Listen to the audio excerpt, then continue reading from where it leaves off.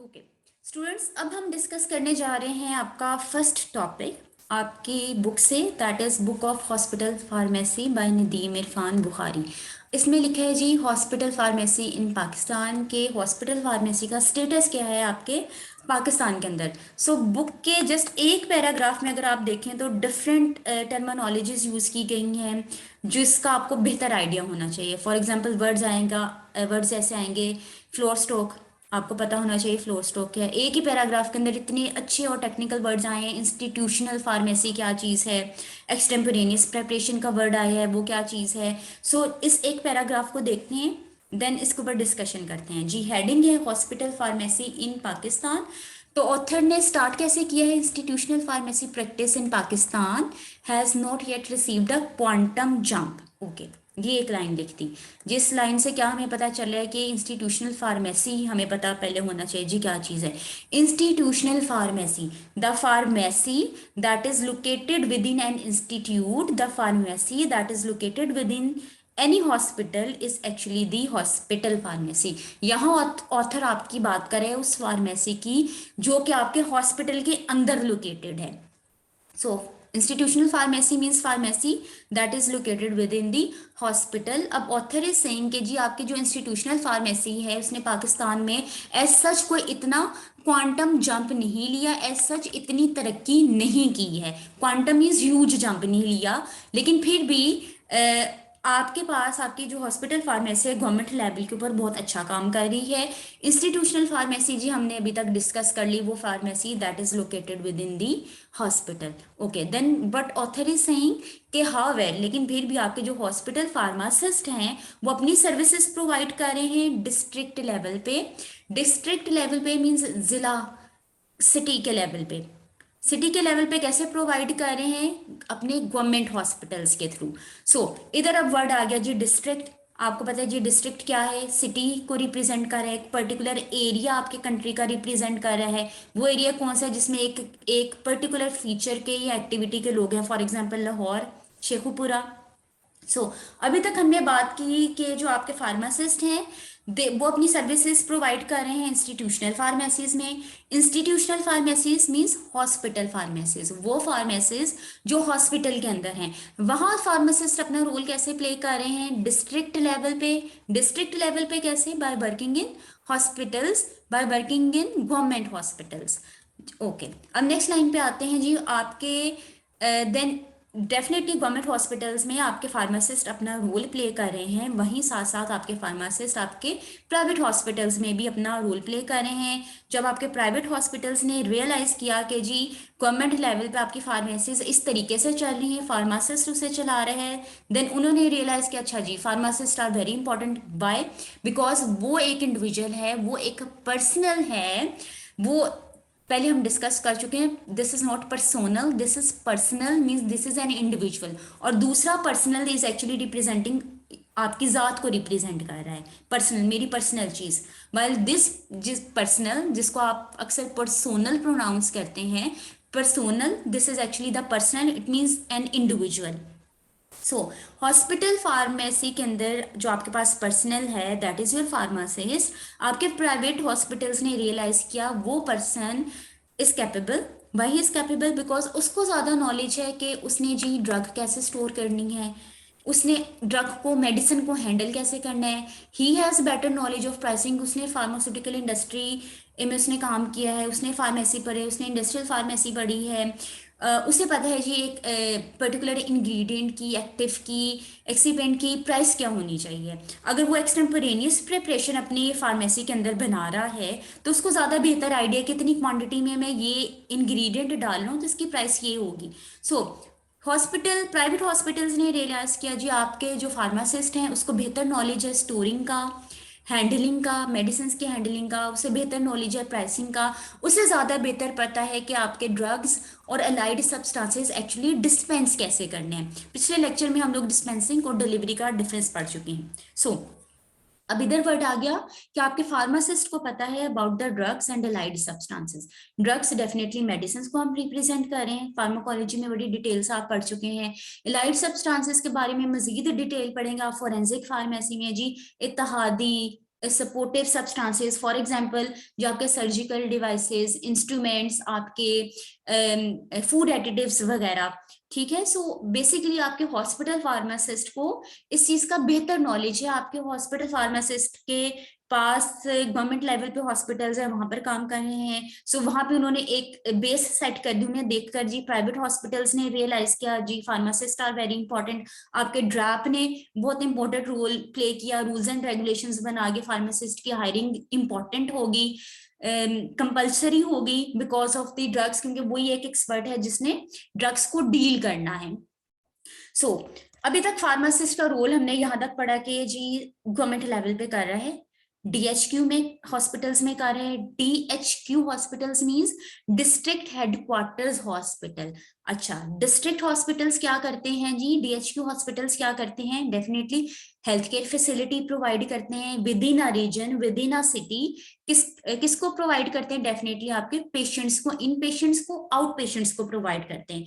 आपका इन पेशेंट है, उसे आपका डेफिनेटली हॉस्पिटल बेड्स प्रोवाइड करेगा। किस लिए प्रोवाइड करेगा? अगर उसको इंटेंसिव केयर की जरूरत है या फिर वो लॉन्ग टर्म ट्रीटमेंट के ऊपर है। सो अब इधर एक नया वर्ड आ गया जी, इंटेंसिव केयर। हमने बात की आपके डिस्ट्रिक्ट हॉस्पिटल्स हैं, हेल्थ केयर फैसिलिटी प्रोवाइड करते हैं। हॉस्पिटल का काम है हेल्थ केयर प्रोवाइड करना। अच्छा, डिस्ट्रिक्ट हॉस्पिटल का काम है हेल्थ सर्विसेज प्रोवाइड करना अपने डिस्ट्रिक्ट को, अपने रीजन को। ओके, किसको प्रोवाइड करना? इन पेशेंट्स को, आउट पेशेंट्स को। इसमें आपको बेड्स मिलेंगे। किसके लिए मिलेंगे? इन पेशेंट के लिए जी, खास तौर पे कब? अगर उसको इंटेंसिव केयर रिक्वायर्ड है, लॉन्ग टर्म केयर रिक्वायर्ड है। अब इधर वर्ड आपके पास स्टूडेंट्स आ गया इंटेंसिव केयर। इंटेंसिव केयर का आप वर्ड सुनते हैं आपके जहन में फौरन आईसीयू आ जाता है। सो सबसे पहले इंटेंसिव केयर के ऊपर आते हैं। इंटेंसिव केयर क्या है? स्पेशलाइज्ड ट्रीटमेंट है। इंटेंसिव है ना कि बहुत ज्यादा केयर आप प्रोवाइड कर रहे हैं, स्पेशलाइज्ड ट्रीटमेंट है, स्पेशलाइज्ड केयर है। किन के लिए? उन पेशेंट्स के लिए हु आर वेरेल और हु आर एक्यूटली, सो जो कि क्रिटिकल कंडीशन में है। क्रिटिकल कंडीशन में आपके पास पेशेंट है, उसको क्रिटिकल मेडिकल केयर रिक्वायर्ड है। सो ऐसे पेशेंट्स आपके जाएंगे आईसीयू में, इंटेंसिव केयर यूनिट में जाएंगे। अच्छा जी, अब हम लोग जी डिस्कस करते हैं कि आईसीयू और सीसीयू का डिफरेंस क्या है। Okay, ICU, ICU means intensive care unit. CCU के ऊपर भी जी एब्रीवेशन के ऊपर आते हैं, सीसीयू की क्रिटिकल केयर यूनिट और कार्डियक केयर यूनिट। जब आपने एब्रीवेशन देखी, आपने सीसीयू की एब्रीवेशन देखी, कार्डियक केयर आपके जहन में आ गया। ओके जी, कार्डियोलॉजी से रिलेटेड, हार्ट से रिलेटेड जो लोग हैं, हार्ट से रिलेटेड जो पेशेंट्स हैं, वो आपके पास सीसीयू के अंदर आ जाएंगे। एक जनरल डेफिनेशन देख लेते हैं सीसीयू की। सीसीयू बेसिकली स्टूडेंट्स आपके पास एक सब यूनिट है। सीसीयू या आपके पास सीसीयू सब यूनिट है किसका? आपके आईसीयू का। ओके, अब आप जस्ट एक डायग्राम भी देखें तो आपको आईसीयू के अंदर ज्यादा इक्विपमेंट्स नजर आ रहे हैं, वो इसके ऊपर भी इक्विपमेंट्स की डिटेल के ऊपर भी आते हैं। अब बेसिकली सीसीयू आपके पास आप कह सकते हैं स्पेशलाइज्ड आईसीयू है। सीसीयू स्पेशलाइज्ड आईसीयू है। अच्छा, यहाँ वो पेशेंट होंगे जिसे शायद और ज्यादा केयर की जरूरत है। ओके, ये सब यूनिट है आपके पास आईसीयू का। इसने किसको डील करना है? हम कहते हैं जी heart is the most important organ. इसने जी मोस्टली, मोर प्रिसाइजली इसने डील करना है कार्डियक पेशेंट्स को। इधर आपको स्पेशलिस्ट कौन सा मिलेगा? कार्डियोलॉजिस्ट मिलेगा। पेशेंट कौन से मिलेंगे? हार्ट के पेशेंट मिलेंगे, हार्ट अटैक के, हार्ट कॉम्प्लिकेशंस के, कार्डियक सर्जरी के। सो जी अब डिफरेंसेस की तरफ आ जाते हैं। ICU, CCU.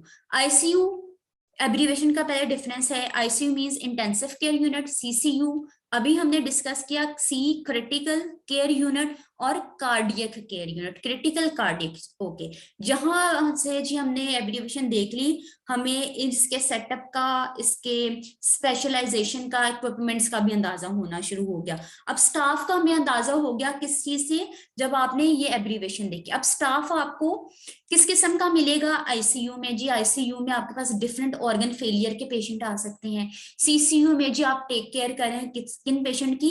हार्ट के पेशेंट्स की। सो अब स्टाफ कैसा होगा आईसीयू के अंदर?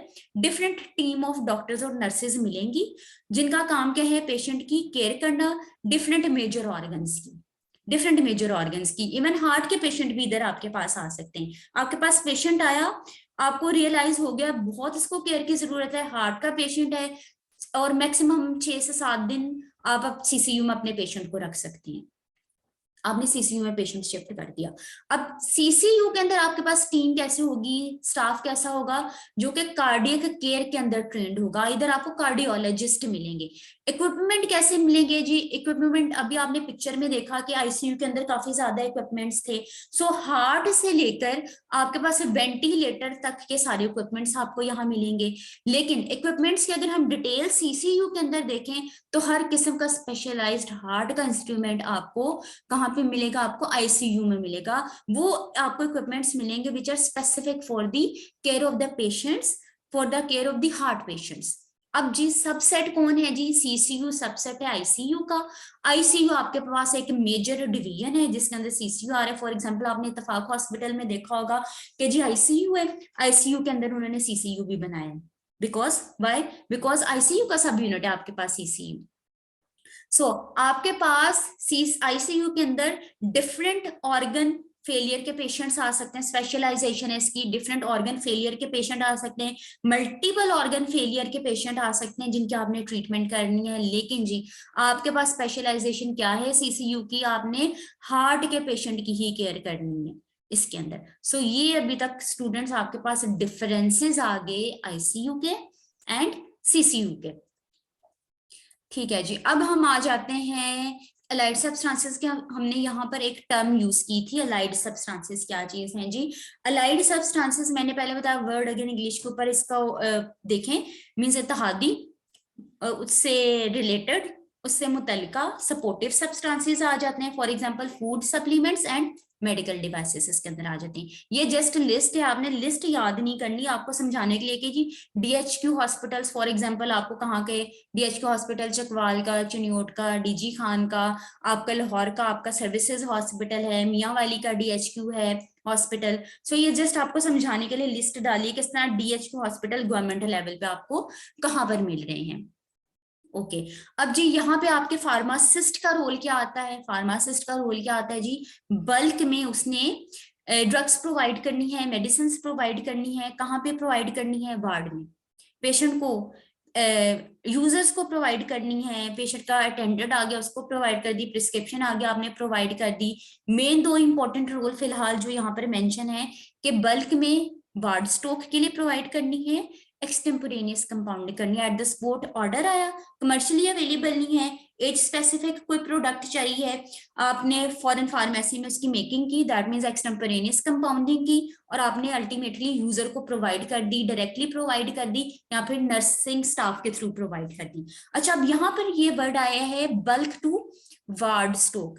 वार्ड स्टॉक को स्टूडेंट्स हम लोग डिफरेंट टर्म्स ऑल्टरनेटिवली इसके लिए यूज करते हैं। वार्ड स्टॉक की एक टर्म है, ward stock is also the floor stock, इसको हम नर्सिंग स्टॉक भी कहते हैं। Ward stock, nursing stock, floor stock, ये तीन टर्म्स हम लोग यूज कर रहे हैं किसके लिए, वार्ड स्टॉक के लिए, उस स्टॉक के लिए जो आपका फार्मेसी, आपकी फार्मेसी प्रोवाइड कर रहा है आपके नर्सिंग स्टेशन के ऊपर। लाइक अगर आप कभी सीएमएच गए हों तो वहां पे किसी भी डिपार्टमेंट में जाएं, फॉर एग्जांपल गायनी में चले गए, पीड्स में चले गए, आपने एंटर किया, आपको वहां पे नर्सिंग स्टेशन नजर आया, वार्ड स्टार्ट होगी। ठीक है, अब उस नर्सिंग स्टेशन पे जी एक रोल आपकी फार्मेसी का क्या है कि उस नर्सिंग स्टेशन पे भी आपके फार्मेसी ने ड्रग्स प्रोवाइड करनी है, मेडिसिन प्रोवाइड करनी है नर्सिंग स्टेशन को।